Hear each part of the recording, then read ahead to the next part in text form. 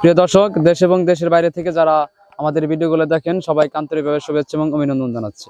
আপনারা অনেকেই কিন্তু মদ ক্রয় করে প্রতারিত হন। যারা এই দেশে ডিস্ট্রিক্টে ভ্রমণ করে যারা এভাবে মধু চাষ করে বা মৌমাছি দিয়ে মধু কালেক্ট করে, তাদের কাছে কিন্তু আপনারা অরিজিনাল মধু পেয়ে থাকবেন। যদি আপনারা এই অরিজিনাল মধুগুলো ক্রয় করতে চান বা পেতে চান, আমাদের কমেন্ট বক্সে অবশ্যই নাম্বার দেওয়া থাকবে, আপনারা সেখান থেকে মধুগুলো ক্রয় করতে পারবেন খুব স্বল্প দামে। তো বিভিন্ন সিজনে বিভিন্ন ধরনের কিন্তু মধু মৌমাছি দ্বারা চাষ করে থাকে। কিছু সময় লিচুর মধু চাষ করে থাকে বা সরিষার ফুলের মধু। তো আমাদের কাছে সবচেয়ে জনপ্রিয় যে মধুটা, সেটা হচ্ছে সরিষা ফুলের মধু। প্রিয় দর্শক, দেখতে পাচ্ছেন এই জায়গায় কিন্তু অসাধারণ পদ্ধতিতে, মানে যে পদ্ধতিতে তারা এই জায়গায় মধু চাষ করতেছে, এটাকে বলা হয় সাধারণত বক্সিং পদ্ধতি। বক্সিং পদ্ধতিতে তারা মধুগুলো কালেক্ট করে প্রায় 15 দিন মৌমাছিকে তারা ছেড়ে দেয়। তারপর 15 দিন তারা মৌমাছিতে সরিষার ফুল থেকে বিভিন্ন ফুল থেকে মধু কালেক্ট করে এনে তারপরে তারা এই চাকগুলো কি করে একটা মেশিনে নিয়ে তাছাড়া ওই জায়গাতে তারা মধুটুকু বাছাই করে নেয়।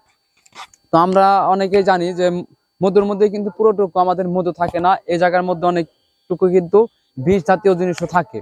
যেহেতু আমাদের মৌমাছি কামড় দিলে কিন্তু আমরা কি পাই, ব্যথা পাই। তো সেই ক্ষেত্রে থেকে কিন্তু সোজা মধু থাকে না, যায় কিছু অংশ আমাদের কিন্তু বিষও থাকে। কিন্তু সেই ক্ষেত্রে থেকে বলতেছে তারা এটা যদি মেশিনের মাধ্যমে ভালোভাবে পর্যায় করে যদি প্রক্রিয়াকরণ করা হয়, তাহলে আমাদের এই জায়গায় অরিজিনাল মধু পাওয়া যায়। তো আমি এই মুহূর্তে যে জায়গায় দাঁড়িয়ে আছি, এই জায়গা থেকে কিন্তু তারা 15 দিন মধু কালেক্ট করার পর মেশিনের মাধ্যমে তারা কি করে হচ্ছে যে মধু কালেক্ট করার পর 15 দিন পরে মধু কালেক্ট করার পর তারা মেশিনের মাধ্যমে অরিজিনাল মধুটা কি করে প্রক্রিয়াকরণ করে বিক্রি করে। তো আপনারা যদি এই ধরনের সরিষা ফুলের মধু, অরিজিনাল মধু নিতে চান, তাহলে অবশ্যই আমাদের পেজে কমেন্ট করবেন এবং ডিসক্রিপশনে নাম্বার দেওয়া থাকবে, অবশ্যই যোগাযোগ করবেন। আসসালামু আলাইকুম আঙ্কেল, আপনি কেমন আছেন এবং কোথা থেকে এই টাঙ্গাইল ডিস্ট্রিক্টে আসছেন?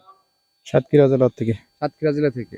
তো বছরের প্রত্যেকটা মাস কিন্তু মধু চাষের জন্য উপযোগী সময় নয়। তো আপনাদের জন্য কোন কোন মাস বা কোন মধুটা বা কোন ফুলের মধুটা সবচেয়ে বেশি টেস্ট হয়, এবং আপনাদের কাছে কি আসলে অরিজিনাল মধু পাওয়া যাবে কিনা? তো অরিজিনাল মধু তো আমাদের কাছে পাওয়া যাবে। আর সবথেকে টেস্ট হয় কালো জিরার মধু, সবথেকে টেস্টফুল ভালো হয়। এই সরিষার সিজনে সরিষার মধু, লিচুর সিজনে লিচুর মধু। সব ধরনের মধু কালেক্ট করেন আপনারা? 6 মাস কালেক্ট হয়, 6 মাস হয় না। যেখানে মানুষকে এই পোষা কষ্টকর, সেই জায়গায় আপনারা এই মৌমাছি কিভাবে পুষে মধু চাষ করেন? পালা মাছি কত কামড় দেয় না, এইভাবে চাষ চলে। চলে। এটা কি যে মাথায় যেটা লাগাইছেন, এটা মনে হয় সেফটি হিসেবে ব্যবহার হ্যাঁ করেন? হ্যাঁ, মুখে যেন যাতে না কামড় দেয় সেই জন্য।